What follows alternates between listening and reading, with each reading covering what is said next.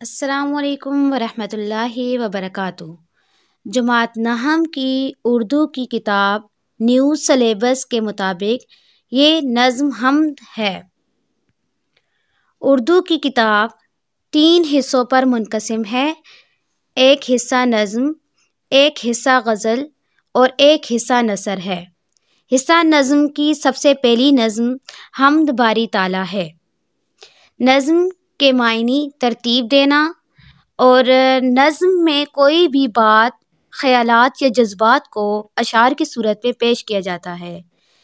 اس لیے نظم حمد میں اللہ تعالیٰ کی تعریف اشعار کی صورت میں شاعر مظفر وارثی نے بیان کی ہے۔ نظم کو پڑھنے کے ساتھ ساتھ اس کے اشعار کی تشریح انتہائی اہم ہے، کیونکہ بورڈ کے امتحان میں اشعار کی تشریح کا ایک لازمی سوال آتا ہے، 10 نمبر کا سوال ہوتا ہے، اور 5 اشعار کی تشریح ہر بچے کے لیے کرنا لازمی ہوتا ہے۔ ہر تشریح کے لیے 2 نمبر مختص ہوتے ہیں، لہٰذا اشعار کو پڑھنے کے ساتھ ساتھ ان کا مفہوم اور ان کی تشریح کرنا انتہائی ضروری ہے۔ تو آئیے نظم حمد کے اشعار کی تشریح کرتے ہیں۔ چونکہ نظم حمد میں جو اشعار ہیں وہ جب 2 مصروں پر مشتمل شعر ہو تو وہ شعر کہلاتا ہے، اور جب 2 مصروں سے زیادہ 3 یا 4 مصروں یا 5 مصروں پر مشتمل ہو جائے تو وہ شعر نہیں کہلاتا، بند کہلاتا ہے۔ اس لیے ہم اس کو بند کہیں گے، شعر نہیں کہیں گے۔ سب سے پہلا بند ہے، یہ زمین یہ فلک ان سے آگے تلک، جتنی دنیائیں ہیں سب میں تیری جھلک، سب سے لیکن جدا اے خدا اے خدا۔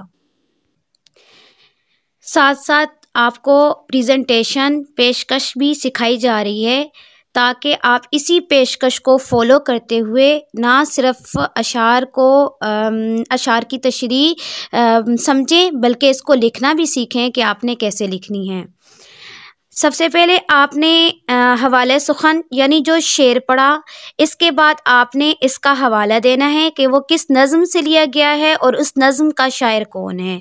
تو ہم نے لکھنا ہے نظم کا نام حمد اور شاعر کا نام مظفر وارثی۔ اس کے بعد اگلی ہیڈنگ ہم نے مفہوم کی دینی ہے، یعنی اس شعر کا مفہوم کیا ہے۔ شعر میں جتنے بھی مشکل الفاظ ہوں ان کے معنی ان کی جگہ میں ایڈ کرتے ہوئے ہم اس کا مفہوم بنائیں گے، اور مفہوم لکھنے کے بعد پھر ہم اس کی تشریح کریں گے۔ شعر کا مفہوم ہے، اے اللہ زمین میں اور آسمان میں اور ان سے آگے، زمین سے نیچے اور آسمان سے اوپر، جہاں تک یہ کائنات پھیلی ہوئی ہے ہر جگہ تیری چمک دمک اور روشنی ہے، لیکن تو سب سے جدا ہے۔ یہ اس شعر کا مفہوم ہے۔ آئیے اب اس کی تشریح کرتے ہیں۔ اسی مفہوم کو مد نظر رکھتے ہوئے ہم نے اس کی تشریح کرنی ہے، یعنی مفہوم کو ایکسپلین کرنا، وضاحت سے بیان کر دینا ہی تشریح کہلاتا ہے، کیونکہ تشریح لفظ شرح سے بنا ہے، اور شرح کے معنی ہے وضاحت کرنا، وضاحت سے بیان کرنا۔ تشریح کی ہیڈنگ دے کر ہر ہیڈنگ کو ڈبل انڈر لائن کرتے رہیں تو اس سے کام میں بڑی نفاست پیدا ہوتی ہے۔ مظفر وارثی حمد و نعت کے مشہور شاعر ہیں۔ تشریح طلب شعر میں شاعر نے کائنات کی تخلیق میں اللہ تعالیٰ کی ذات و صفات کو بیان کیا ہے۔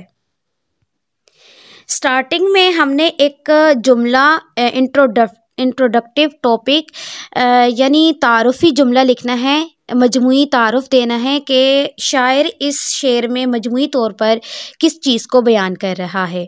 تو کائنات کی تخلیق کو مد نظر رکھتے ہوئے وہ اللہ تعالیٰ کی ذات اور صفات کو بیان کر رہا ہے۔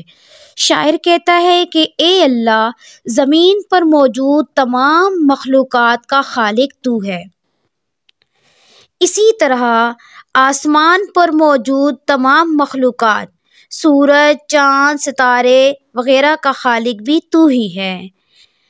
پھر زمین سے نیچے سمندر کی تہ میں بسنے والی تمام آبی مخلوقات جیسے مچھلیاں، مگرمچھ اور تمام آبی مخلوق ہیں، ان کو پالنے والا، ان کو پیدا کرنے والا، ان کا خالق، مالک، رازق اللہ ہی ہے۔ تو اس طرح زمین سے نیچے سمندر کی تہ میں بسنے والی تمام آبی مخلوقات اور آسمانوں سے اوپر کی تمام نوری مخلوق اسی کی مطیع و فرما بردار ہے۔ یہاں پہ نوری مخلوق، آسمان سے اوپر بسنے والی نوری مخلوق سے مراد فرشتے ہیں، جو کہ اللہ تعالیٰ ہی کے حکم کی پیروی کرتے ہیں، اللہ تعالیٰ ہی کی اطاعت و فرما برداری کرتے ہیں۔ تو یعنی زمین و آسمان میں اور ان سے اوپر نیچے تمام عالم میں اللہ کا نور موجود ہے۔ قرآن مجید میں اللہ تعالیٰ کا ارشاد ہے، اللہ نور السماوات والارض۔ ترجمہ، اللہ تعالیٰ زمین و آسمان کا نور ہے، یعنی اللہ تعالیٰ کی ذات جو ہے وہ زمین و آسمان میں ہر طرف نظر آتی ہے، یعنی زمین میں موجود جتنی بھی مخلوقات ہیں، جتنی بھی چیزیں ہیں، ہر شے سے اللہ کی ذات جو ہے وہ ظاہر ہوتی ہے۔ ہر چیز کو پیدا کرنے والا اور ہر چیز کو پالنے والا، ہر چیز کا رب اللہ تعالیٰ ہے، تو ہر چیز اسی کی حمد و ثنا کرتی ہے، اس لیے ہر چیز سے اللہ تعالیٰ کی قدرت جو ہے وہ ظاہر ہوتی ہے۔ اس کائنات میں موجود ہر شے اللہ تعالیٰ کی ذات کا پتہ دیتی ہے۔ تمام چیزوں کا وہ واحد خدا ہے، وہ یکتا ہے اور بے مثل ہے۔ کوئی اللہ تعالیٰ کا ہمسر نہیں، کوئی اللہ تعالیٰ کے برابر نہیں۔ زمین و آسمان اور زمین سے نیچے اور آسمان سے اوپر جتنی بھی دنیائیں ہیں، جہاں جہاں تک یہ کائنات پھیلی ہوئی ہے، یہ دنیا جہاں تک پھیلی ہوئی ہے، ساری کی ساری دنیا کا خالق و مالک واحد اللہ ہے، ہر طرف اسی کی حکمرانی ہے۔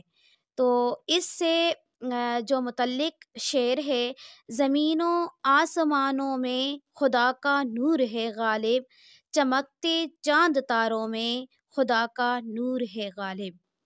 تو اس شعر کی تشریح سے متعلق قرآنی آیت کا ایک حوالہ دیا گیا ہے اور اسی طرح ایک شعر کا حوالہ دیا گیا ہے۔